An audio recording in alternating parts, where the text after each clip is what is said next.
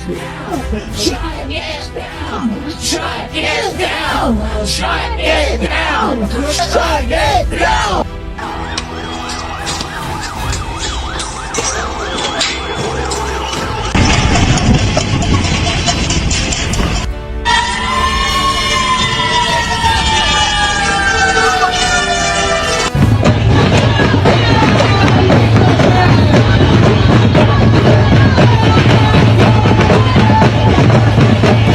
And that the President shall be removed from office on impeachment for and conviction of treason, bribery, or other high crimes.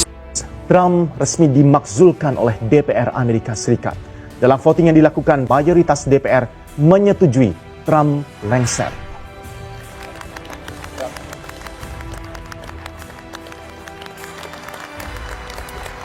Demo pemakzulan Donald Trump sukses. Kini pangkalan militer di Arab dibakar massa. Sebanyak 32 negara secara tegas menolak Amerika Serikat dan gaungkan pemakzulan Donald Trump.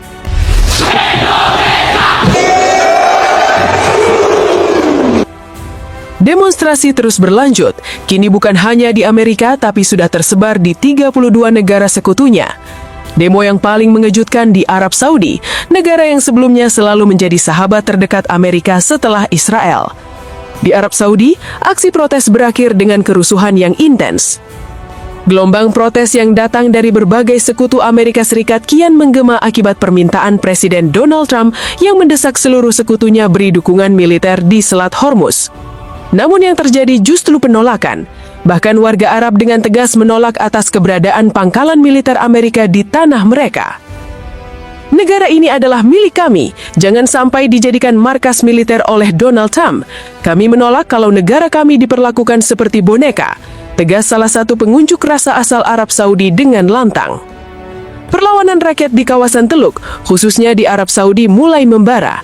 Rezim-rezim yang korup dan dianggap sebagai boneka asing kini sedang terombang-ambing. Sistem represif serta kekuasaan tiran tengah bergeser, memberikan jalan bagi rakyat untuk berjalan menuju kemerdekaan dan kebebasan penuh. Kesadaran warga Arab Saudi pun kian menguat bahwa tanah air mereka dijadikan tameng dan alat politik oleh Amerika Serikat semata. Ketika Iran berhasil mengejek dan menurunkan efektivitas radar pertahanan rudal di markas militer AS, ketidakamanan Arab Saudi pun semakin diperparah. Keberadaan pangkalan militer Amerika di tanah mereka memunculkan keresahan dan ketakutan di kalangan masyarakat lokal. Sebelumnya, telah terjadi insiden fatal di mana 2 warga Arab yang berada di sekitar pangkalan militer AS tewas mengenaskan, yang kemudian memicu menurunnya tingkat kepercayaan publik terhadap keamanan yang dijanjikan. Kerusuhan pecah secara brutal. Pendemo menusuk ke dalam gedung kedutaan besar Amerika Serikat, membakar dan melempar bom Molotov, berujung pada kebakaran hebat dan kerusakan fasilitas. Akibat dari demonstrasi ini, kemungkinan besar ini menjadi titik balik bagi runtuhnya struktur kekuatan Zionis dan imperialisme yang telah lama menguat di kawasan, termasuk pengaruh Epstein yang dianggap sudah di ujung tanduk. Sedangkan di Turki, gerakan penolakan pangkalan militer Amerika Serikat juga mendapatkan momentum besar melalui demonstrasi yang digelar di berbagai kota, menuntut pencabutan keberadaan markas militer asing di wilayah mereka. Aksi unjuk rasa terbesar tercatat berlangsung di Istanbul, juga menyeruak di kota-kota seperti Ankara dan Adana, terutama di dekat pangkalan udara Incirlik yang strategis. Para peserta aksi terus menyeruakan slogan seperti, "Ayo lawan Donald Trump, Iran akan menang. NATO, ayo keluar. Usir Amerika, ini adalah tanah kami." Suara teriakan ini menggema di sepanjang jalan-jalan utama, meskipun beberapa aksi kemudian berubah menjadi kerusuhan. Sejumlah fasilitas milik Amerika di Turki dibakar dan dilempari batu oleh para pengunjuk rasa yang marah. Selain Turki dan Arab Saudi, pemerintah Inggris di bawah kendali Perdana Menteri Keir Starmer juga menolak keras permintaan AS untuk memanfaatkan pangkalan militer Inggris seperti RAF Fairford untuk operasi ofensif ke Iran yang dijadwalkan 30 Maret 2026. Inggris mengkhawatirkan kemungkinan pelanggaran hukum internasional dan memilih jalur diplomatik sebagai solusi, yang kemudian memicu ketegangan dengan pemerintahan Trump. Tak jauh berbeda, pemerintah Spanyol juga secara tegas menolak permintaan serupa dari Amerika Serikat untuk menggunakan pangkalan militer di Spanyol, seperti Rota dan Moron, dalam aksi militer ke Iran pada tanggal yang sama. Perdana Menteri Pedro Sanchez menilai langkah AS Israel tersebut sebagai tindakan ilegal dan berbahaya, sekaligus menegaskan komitmen kuat Spanyol terhadap perdamaian dan kepatuhan pada hukum internasional, meski harus menghadapi ancaman ekonomi dari pihak Amerika. Sejumlah negara sekaligus kelompok mulai memberikan dukungan kepada Iran dalam konflik yang melibatkan Amerika Serikat dan Zionis Israel yang kini telah memasuki bulan kedua. Bantuan tersebut bervariasi, dari serangan langsung hingga penyediaan intelijen dan perlengkapan militer. Rusia misalnya menjadi salah satu aktor yang diduga memberi bantuan penting kepada Iran dalam menghadapi tekanan AS Israel. Walaupun Rusia belum secara gamblang mengakui keterlibatannya, beberapa laporan menyebutkan ada dukungan tidak langsung yang diberikan Moskow kepada Tehran. Seorang ahli program antariksa dan militer Rusia mengungkapkan bahwa data militer Amerika Serikat yang kini dimiliki Iran mungkin berasal dari Liana, sistem satelit mata-mata Rusia yang beroperasi penuh di orbit. Liana dirancang untuk memantau kelompok serangan kapal induk AS dan armada naval lainnya, sekaligus mengidentifikasi mereka sebagai target operasi. Papar Pavel Luzin, seorang peneliti senior di Jamestown Foundation, sebuah lembaga pemikir di AS yang dikutip oleh Al Jazeera. Selain itu, Rusia juga memiliki peran krusial dalam pengembangan program antariksa Iran, termasuk satelit utama mereka bernama Hayam. Secara teori, Moskow bisa menerima dan memproses data dari satelit optik pemetaan Iran dan dapat berbagi hasil informasi dari beberapa satelitnya kepada Tehran, tambah Luzin. Demikian pula China, yang meskipun tidak langsung terlibat, memberikan dukungan tidak langsung kepada Iran. Saat pengerahan pasukan Amerika Serikat di Timur Tengah pada awal 2026, China mengirimkan kapal-kapal ke kawasan tersebut yang mampu memantau armada militer Amerika Serikat dan memberikan informasi penargetan bagi operasi militer Iran. Menurut laporan dari Jinsa, sejumlah perusahaan Cina juga diduga telah mempublikasikan citra satelit dari aset militer AS di wilayah itu, termasuk sistem pertahanan THAAD dan pesawat tempur F-22 yang ditempatkan di Yordania dan Israel. Ini menjadi bukti bahwa Cina sangat memantau rute pergerakan militer Amerika dan bersedia membagikan intelijen kepada pihak Iran. Tidak hanya itu, kelompok Houthi di Yaman juga membuat garis pertempuran semakin kompleks.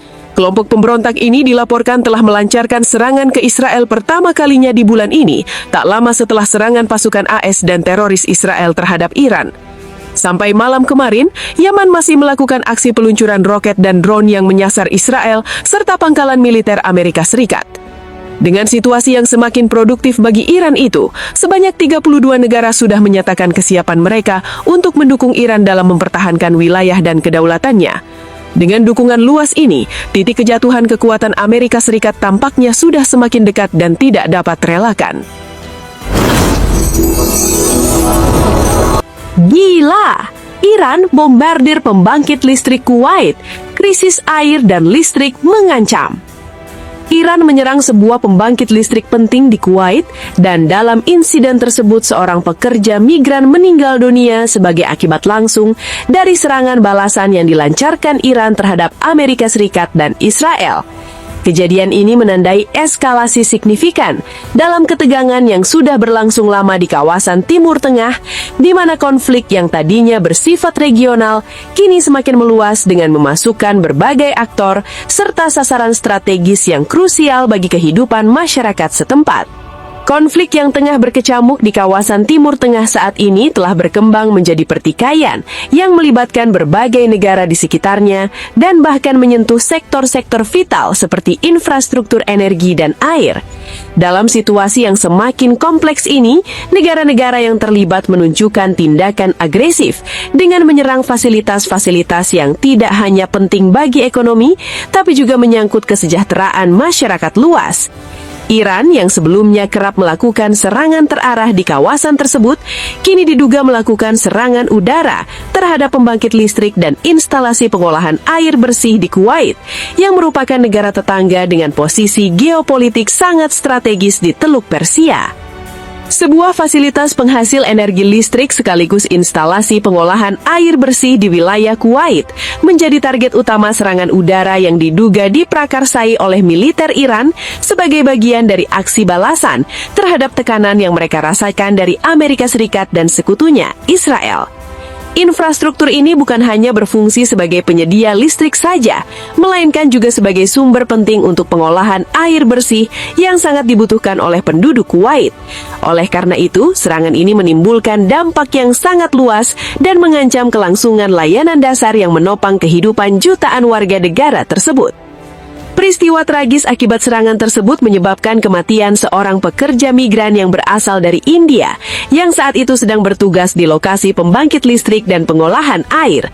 Korban ini merupakan salah satu dari banyak individu yang menjadi korban tidak langsung dalam konflik geopolitik yang lebih besar, menunjukkan bagaimana tindakan militer dapat menimbulkan dampak kemanusiaan yang luas, termasuk di antara komunitas pekerja dan migran yang berada jauh dari rumah asal mereka.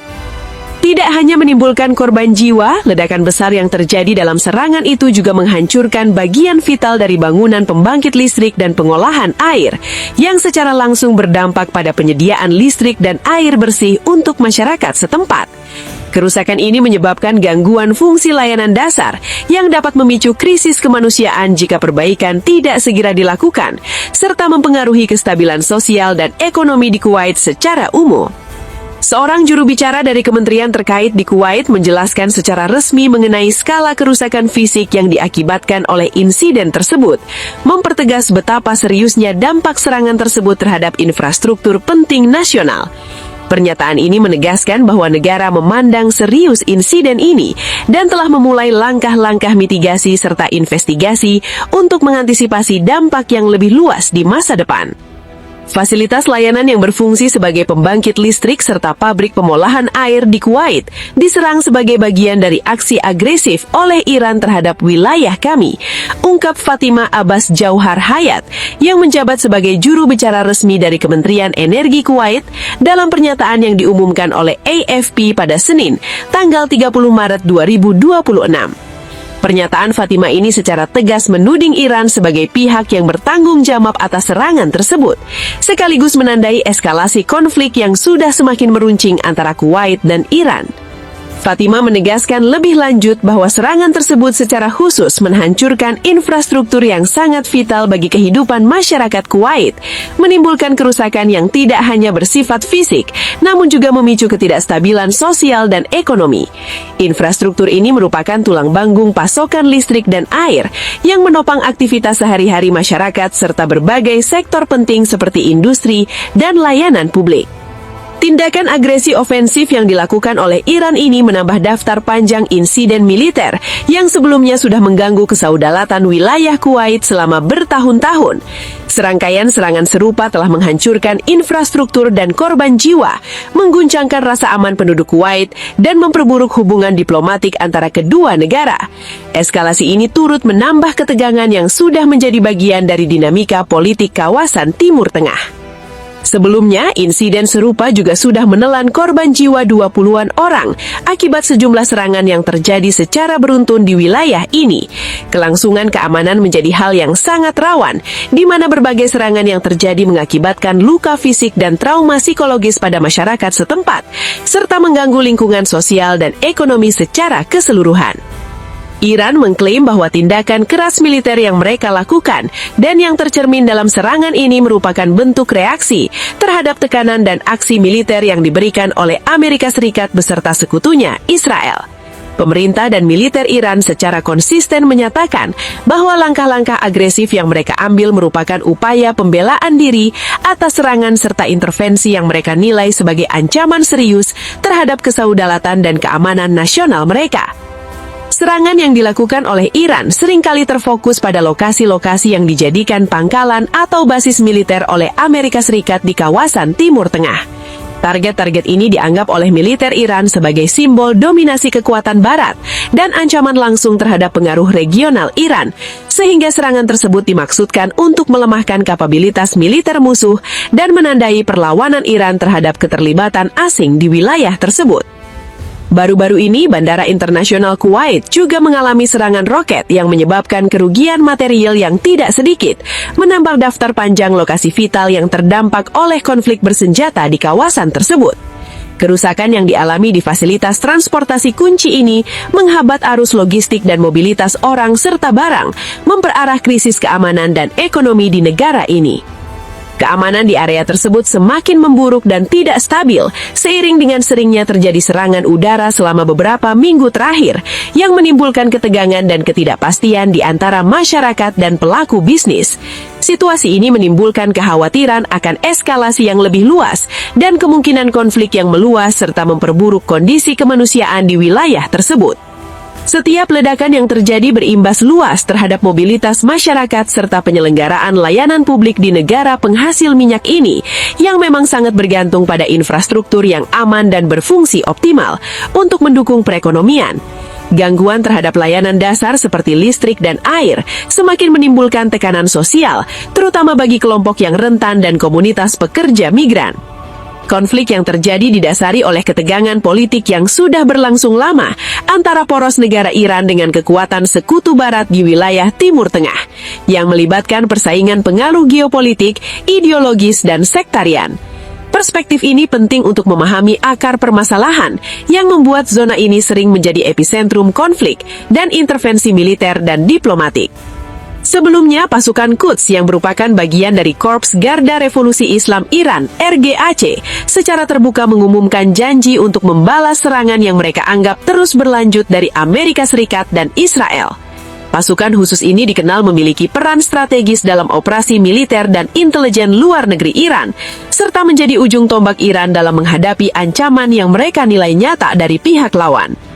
Unit militer elit ini menyatakan akan membuka pintu api terhadap musuh-musuh kami dan tidak akan berhenti sampai mereka dikalahkan.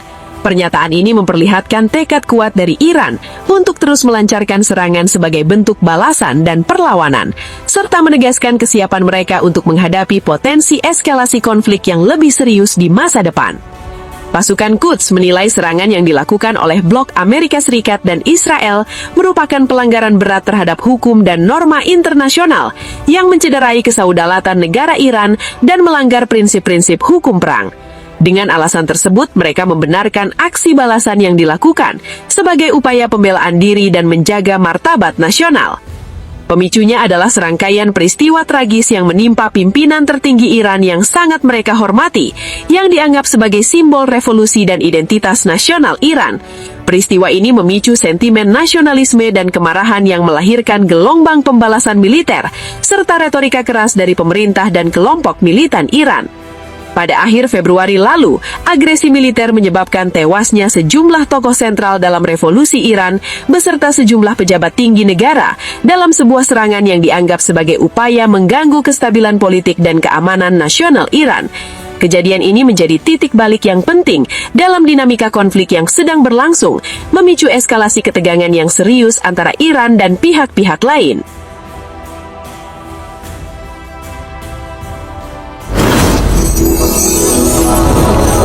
Serangan mematikan Iran, rusak armada udara AS. Konflik kian membesar. Korps Garda Revolusi Islam Iran yang secara resmi dikenal dengan singkatan IRGC atau Islamic Revolutionary Guard Corps merupakan salah satu institusi militer paling berpengaruh dan strategis di Republik Islam Iran yang memiliki peranan sangat vital dalam menjaga, mengawal, serta memastikan keamanan nasional negara ini tetap kokoh dan tidak tergoyahkan. IRGC tidak hanya berfungsi sebagai kekuatan militer konvensional biasa, melainkan juga menjalankan misi yang sangat luas dan komprehensif, mencakup berbagai aspek, mulai dari operasi militer langsung di lapangan, pengawasan dan kontrol politik dalam negeri, hingga pengaruh sosial yang sangat signifikan di berbagai lapisan masyarakat Iran. Fungsi multifaset IRGC ini menunjukkan bahwa lembaga militer ini sangat integral dalam struktur kekuasaan Iran dan memiliki kapasitas untuk mempengaruhi kebijakan negara, baik secara internal maupun eksternal. Baru-baru ini, IRGC secara resmi mengumumkan keberhasilan mereka dalam meluncurkan sebuah serangan rudal yang termasuk dalam gelombang ke-84 dari rangkaian operasi militer yang telah dilakukan selama bertahun-tahun dan diyakini sebagai bagian dari strategi jangka panjang mereka. Operasi ini menandai kesinambungan dari strategi militer Iran yang intensif dan terencana dengan matang sebagai upaya untuk menunjukkan kekuatan militer dan kapasitas pertahanan negara dalam menghadapi berbagai tantangan geopolitik yang selalu meningkat di kawasan Timur Tengah yang merupakan salah satu wilayah paling dinamis dan penuh ketegangan di dunia saat ini. Dalam operasi militer yang secara khusus diberi nama dan dikenal sebagai serangan gelombang ke-84 ini, pangkalan militer utama milik Amerika Serikat yang terletak di Arab Saudi dipilih sebagai sasaran utama serangan karena dianggap sangat strategis baik dari sisi geopolitik maupun operasional militer, serta menjadi simbol keberadaan militer asing yang selama ini dianggap sebagai pengganggu kestabilan dan perdamaian wilayah. Pemilihan pangkalan militer ini bukan semata-mata merupakan tindakan militer konvensional biasa, melainkan juga merupakan langkah tegas dan simbolis yang sekaligus menegaskan eskalasi ketegangan yang terus meningkat secara signifikan antara Iran dan Amerika Serikat, dua kekuatan yang memiliki rivalitas yang kompleks dan berkepanjangan. Selain itu, serangan ini juga memperlihatkan kemampuan militer Iran yang semakin berkembang dalam mengembangkan teknologi serta taktik peperangan modern yang memungkinkan mereka untuk menargetkan secara tepat fasilitas-fasilitas militer asing, khususnya milik AS yang sangat berpengaruh dan kerap terlibat dalam berbagai operasi militer dan politik di kawasan Timur Tengah yang kompleks ini. Untuk melaksanakan serangan yang direncanakan secara matang dan strategis ini, Korps Garda Revolusi Iran menggunakan berbagai jenis rudal canggih dengan teknologi yang sangat bervariasi dan masing-masing memiliki keunggulan tersendiri sesuai dengan kebutuhan operasi militer tersebut. Di antara teknologi yang digunakan adalah rudal berbahan bakar padat yang dikenal dengan kemampuan kecepatan tinggi dan daya jelajah yang cukup jauh, sehingga sangat efektif dalam melaksanakan serangan yang menuntut presisi tinggi serta kemampuan mencapai sasaran dalam waktu tempuh yang singkat. Selain itu, IRGC juga mengoperasikan rudal berbahan bakar cair yang memiliki kapasitas untuk membawa hulu ledak dengan ukuran dan daya ledak yang jauh lebih besar, sehingga meningkatkan daya hancur yang signifikan terhadap sasaran-sasaran yang dianggap kritis.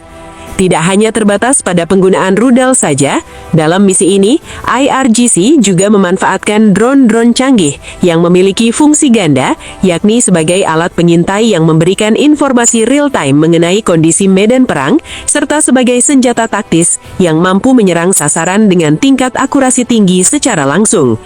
Penggunaan teknologi drone modern ini menandakan kemajuan signifikan IRGC dalam taktik perang masa kini dan sekaligus meningkatkan efektivitas serta daya ledak serangan terhadap pangkalan militer AS di kota Karch yang secara geografis memang memegang posisi strategis penting dalam menjaga stabilitas dan pengaruh militer AS di wilayah tersebut.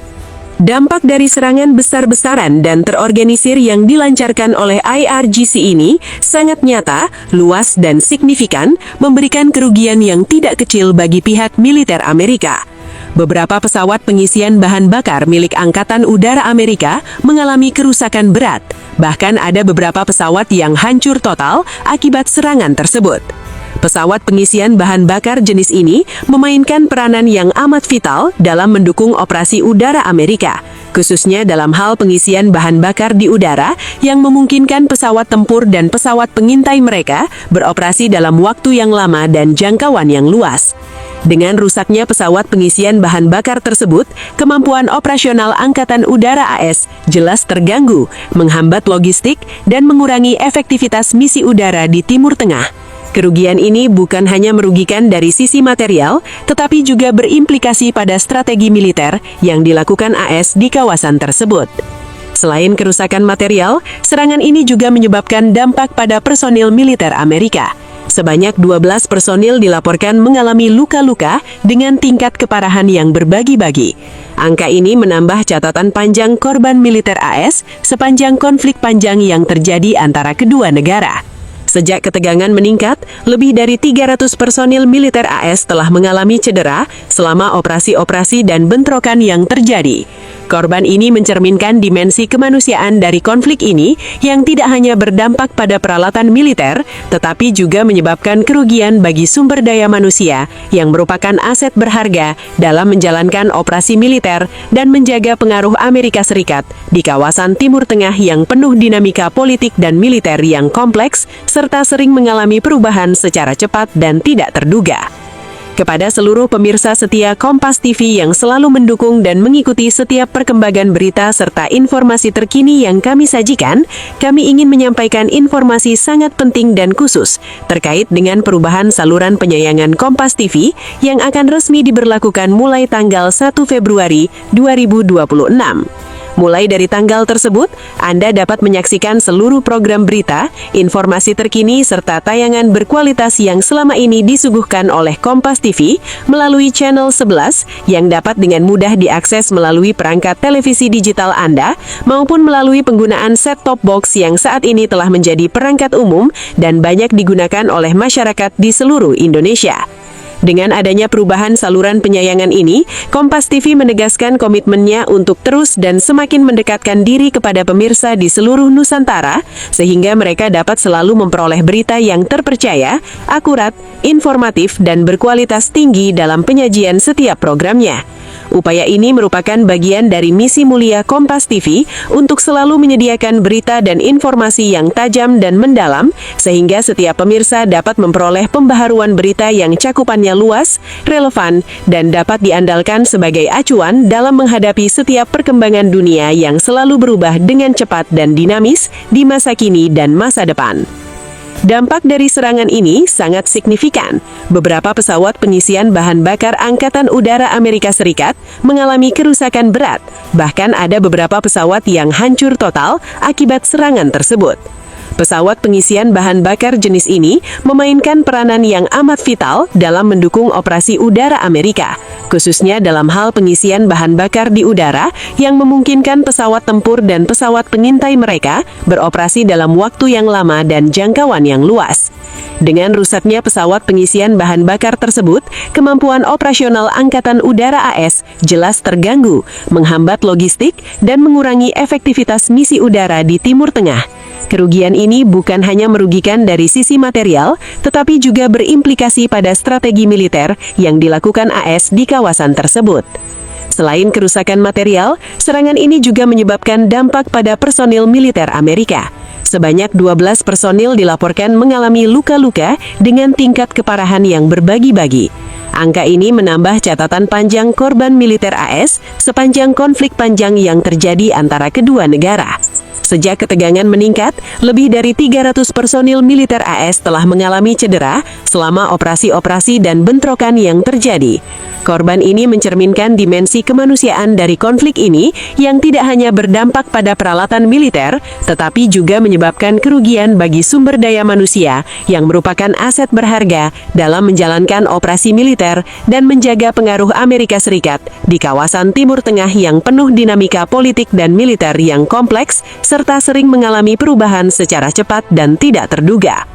Kepada seluruh pemirsa setia Kompas TV yang selalu mendukung dan mengikuti setiap perkembangan berita serta informasi terkini yang kami sajikan, kami ingin menyampaikan informasi sangat penting dan khusus terkait dengan perubahan saluran penyayangan Kompas TV yang akan resmi diberlakukan mulai tanggal 1 Februari 2026. Mulai dari tanggal tersebut, Anda dapat menyaksikan seluruh program berita, informasi terkini, serta tayangan berkualitas yang selama ini disuguhkan oleh Kompas TV melalui channel 11 yang dapat dengan mudah diakses melalui perangkat televisi digital Anda maupun melalui penggunaan set-top box yang saat ini telah menjadi perangkat umum dan banyak digunakan oleh masyarakat di seluruh Indonesia.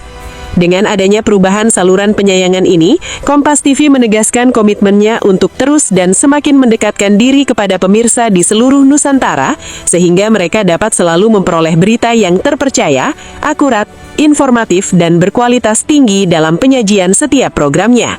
Upaya ini merupakan bagian dari misi mulia Kompas TV untuk selalu menyediakan berita dan informasi yang